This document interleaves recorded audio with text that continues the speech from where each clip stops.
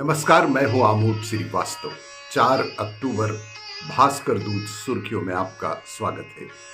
आइए एक नजर डालते हैं देश दुनिया की कुछ खास खबरों पर। अमित शाह का बस्तर धमाका, बस्तर का नया अध्याय। शाह के संकल्प से कट रही नक्सलवाद की जड़ें, 103 ने चुना सरेंडर। केंद्रीय गृह मंत्री अमित शाह के मजबूत मार्गदर्शन में छत्तीसगढ़ सरकार ने नक्सलवाद के पूर्ण उन्मूलन का संकल्प लिया है। 31 मार्च 2026 तक नक्सल मुक्त भारत की दिशा में तेजी से प्रगति करते हुए राज्य में नक्सलियों के बड़े पैमाने पर आत्मसमर्पण और उनके कमांडरों के निष्क्रिय होने की घटनाएं अब बढ़ रही हैं। Army chief general Upendra Dwivedi की पाकिस्तान को खुली चेतावनी। इस बार नक्शे से मिटा देंगे पाकिस्तान। भारतीय थल सेना जनरल उपेंद्र द्विवेदी ने शुक्रवार को श्री गंगानगर के घड़साना के गांव 22 MD में सीमावर्ती क्षेत्र का दौरा किया। इस दौरान उन्होंने आर्मी और BSF के अधिकारियों से मुलाकात की और आतंकवाद के खिलाफ भारत की तैयारियों का जायजा भी लिया। इस दौरान उन्होंने पाकिस्तान को कड़े शब्दों में चेतावनी दी है। उन्होंने कहा कि अगर वह आतंकवाद को समर्थन करना बंद नहीं करता है तो वो नक्शे से भी मिट सकता है। अगर पाकिस्तान आतंकवाद फैलाना बंद नहीं करता है तो ऑपरेशन सिंदूर का दूसरा चरण जल्द शुरू किया जा सकता है।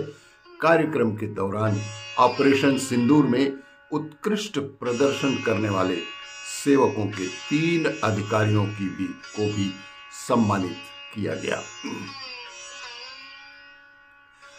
पाकिस्तान के 5 लड़ाकू विमान मार गिराए। भारतीय वायुसेना प्रमुख air chief marshal Amarpreet Singh ने ऑपरेशन सिंदूर को हाल के वर्षों की सबसे महत्वपूर्ण सैन्य कार्रवाई करार देते हुए कहा कि इसने भारत की मजबूत वायु रक्षा क्षमताओं और तीनों सेनाओं के तालमेल को दुनिया के सामने बखूबी प्रदर्शित किया है।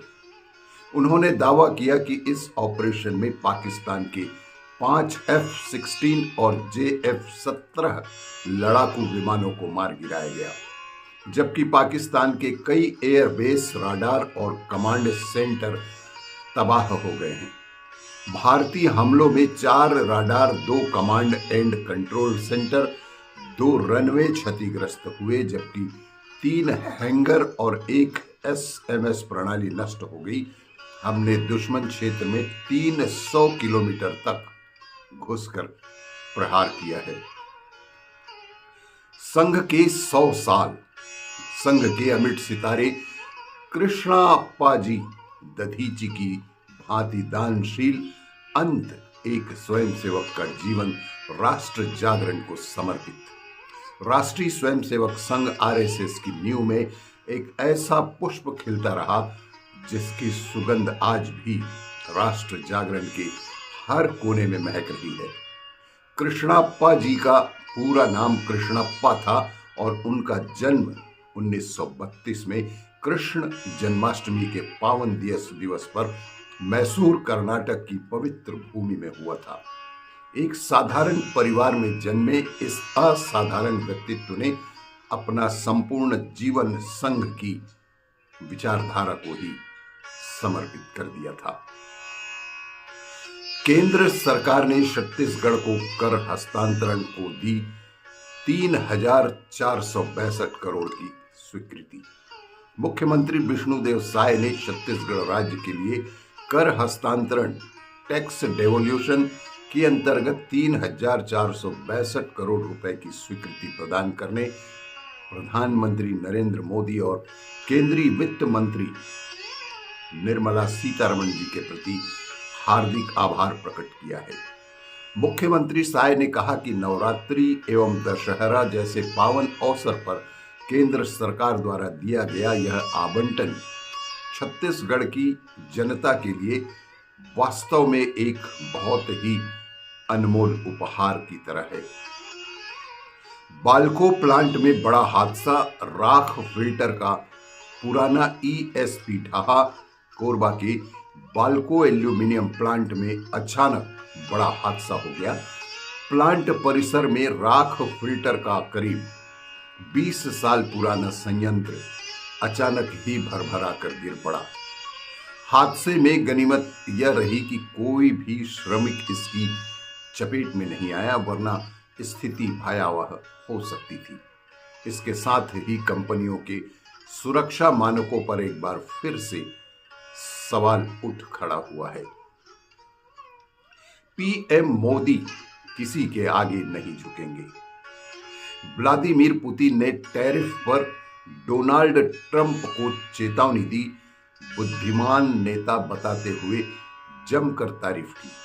रूस के राष्ट्रपति व्लादिमीर पुतिन ने भारत और चीन पर मॉस्को के साथ ऊर्जा संबंध तोड़ने के लिए भी दबाव बनाने के अमेरिका की कोशिशों की कड़ी आलोचना की।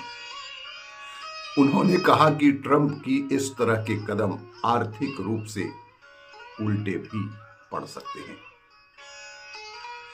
एक दिन में ही बैंकों को क्लियर करना होगा चेक, सख्त निर्देश जारी। भारतीय रिजर्व बैंक आरबीआई की नई गाइडलाइन के मुताबिक 4 अक्टूबर से सभी बैंकों को एक ही दिन की अवधि में ही चेक को क्लियर करना होगा।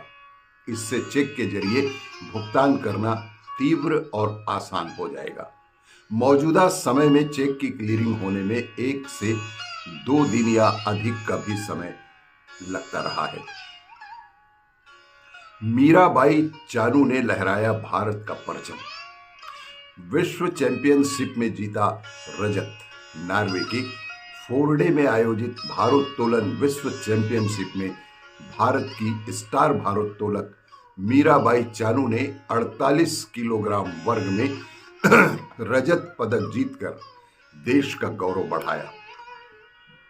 यह उनका इस प्रतिष्ठित टूर्नामेंट में तीसरा पदक है। चोटों के जूझने के बावजूद चानू ने 199 किलोग्राम, 84 किलोग्राम स्नेच धन 115 किलोग्राम क्लीन एंड जर्क उठाकर शानदार प्रदर्शन किया। यह उपलब्धि पेरिस ओलंपिक 2028 की तैयारियों के लिए बेहद महत्वपूर्ण मानी जा रही है। अभिषेक और ऐश्वर्या ने फेक एआई वीडियो पर यूट्यूब के खिलाफ दर्ज कराया केस। हाई कोर्ट में 4 करोड़ का मुआवजा मांगा। अभिषेक और ऐश्वर्या ने एआई से बनाए गए डीप फेक वीडियो को लेकर यूट्यूब के ऊपर केस दायर कर दिया है।